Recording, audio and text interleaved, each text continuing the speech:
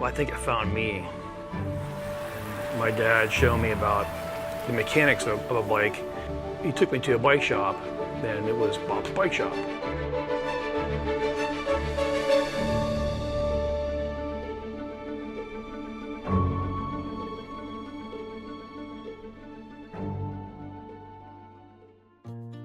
In 1973, Bob Miller founded a small neighborhood bike shop in Indian Harbour Beach, Florida. When the business wasn't what he thought it would be, Bob and his family decided to sell the struggling store. Bill Armstrong, a patron of the shop, acquired Bob's in 1978, a decision that would shape the rest of Bill's future and garner a friendship that would last a lifetime.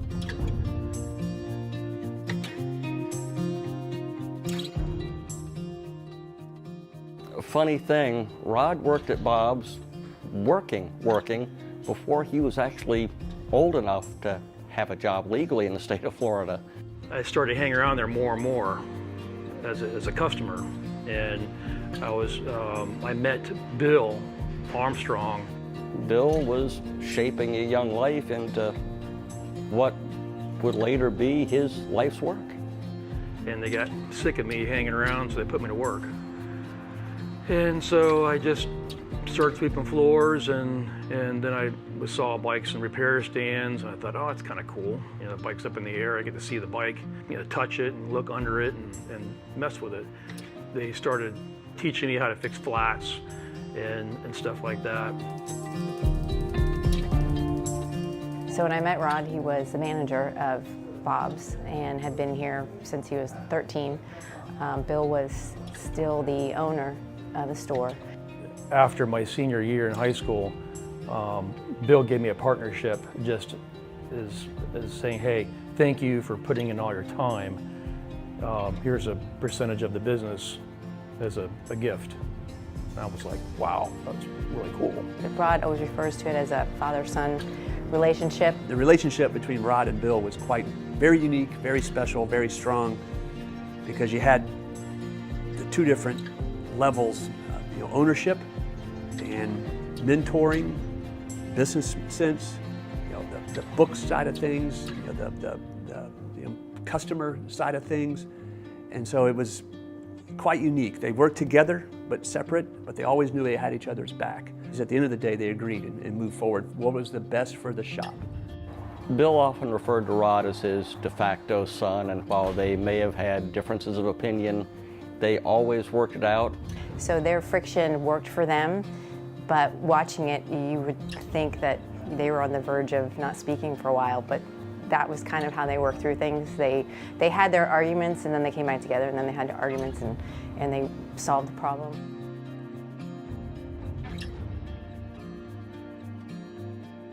So as time went on,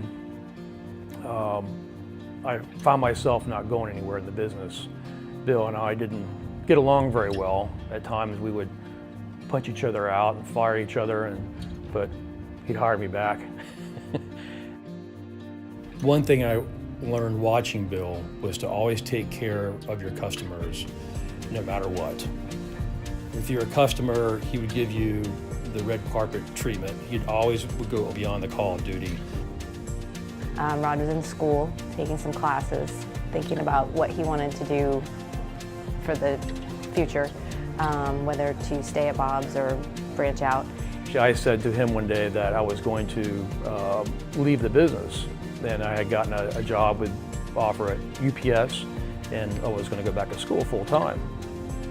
And then Bill said, well, I think I'm going to go ahead and sell the business.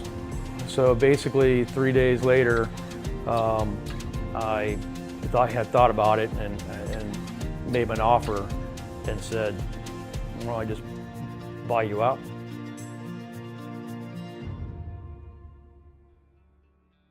The 2004-2005 hurricanes was a complete eye-opener for us.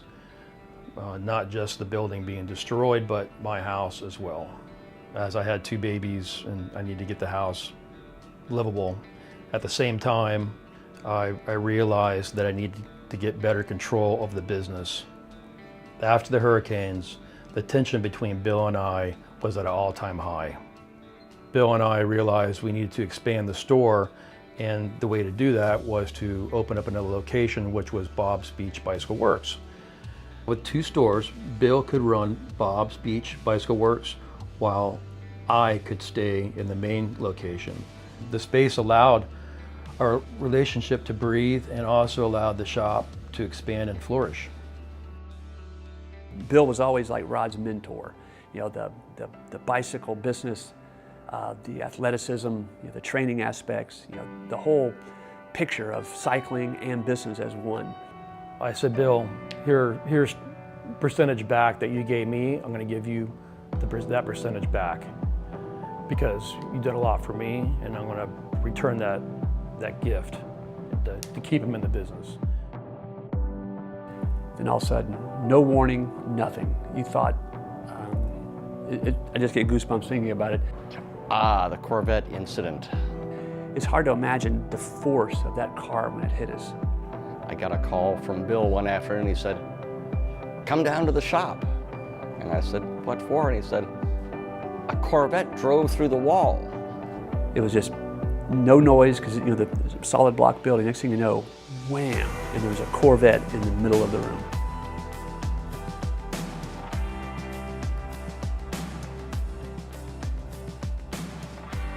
So here's the car, here's the wrecker pulling the car out of the building. And I said, "Hey Rod, looks like we're going to do the renovation a little earlier than we had planned on." And that's how we kind of ended the afternoon. Then it was back to business. We had to secure the building because of fire codes and property and so on and so forth. And then fast forward, you know, a couple years because of the insurance and this and that and everything else, and then the reconstruction efforts was phenomenal. And so when Bill started to get sick and he wasn't as active as he was, you could tell Rod was really concerned for him because he wasn't able to do what Bill liked to do, which is ride his bike. Bill started having problems with his stomach, and we later found out that he had pancreatic cancer, and Bill didn't think he had very long to live, and that was kind of an eye-opener for us.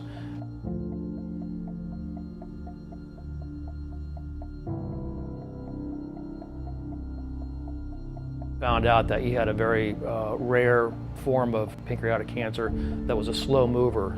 He was diagnosed about 10 years before his death, and he had told us, Bill had told us, that his doctor informed him that, "Don't worry, with treatment, this is the slowest growing tumor known to medical science. Something else will kill you long before this does." And for about 8 or 9 years, he did very well with it. He was on regular medication, and it didn't seem to affect him too badly. He would have little medical issues here and there.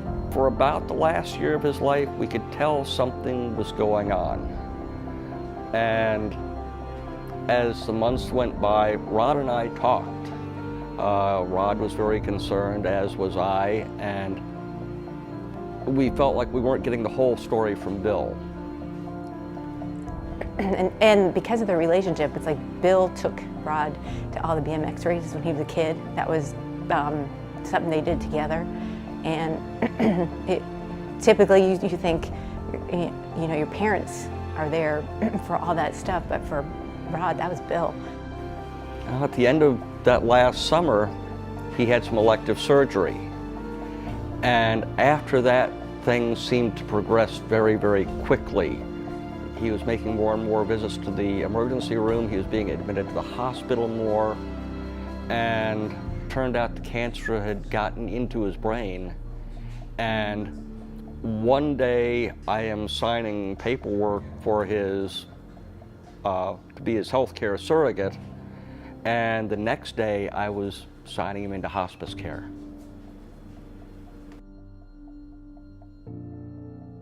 William Bill Armstrong lost his battle with cancer on November 25, 2014, at the age of 59.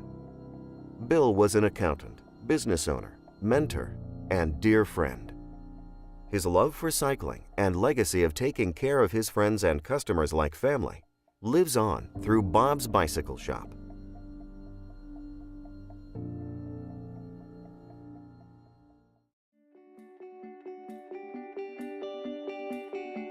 The blue ribbon ceremony of the new Bob's was quite something else. When the store was redone and Bill was here for that grand reopening, to him it was huge, and it was a big deal for Rod that Bill had been here to see all that.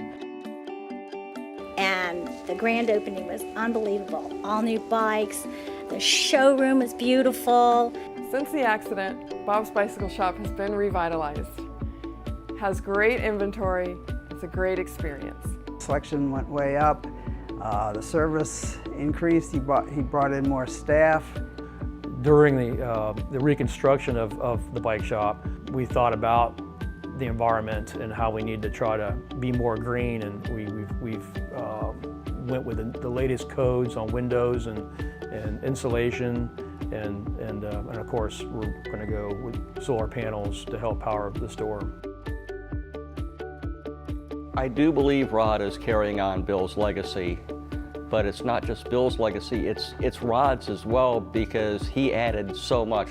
Bill provided the groundwork, the foundation, and the premise of excellence in workmanship, excellence in customer service, and Rod has expounded on that, and he has made sure, in fact, he promised that that would continue. It's those things that allow Bill to live on through the store. I also think Rod has put different things around the store in memory of Bill, so it's important for him to keep Bill's memory alive by showing parts of Bill's life that took place during the time that he was here. Bob's is the result of the best of both of them. So Bob's is here for the long haul. We're here to take care of your needs, no matter what it is, and you know, Bob's has been here for 48 years, and you'll probably see us for another 48 years as well.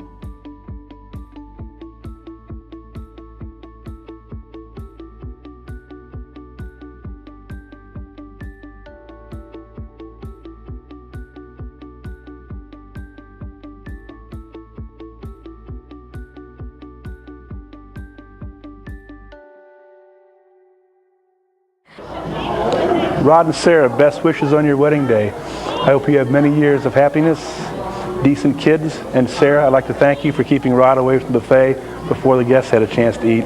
Good luck to you.